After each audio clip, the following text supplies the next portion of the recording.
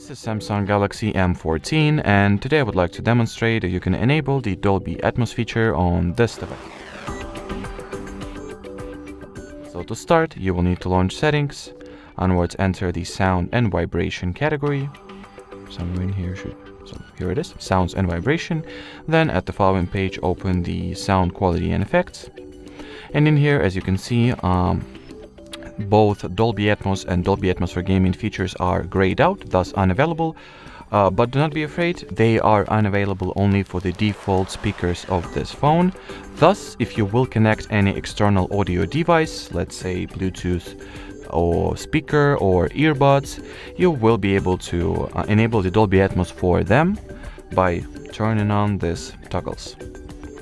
Alrighty, so that will be it for this video. Thanks for watching and bye bye.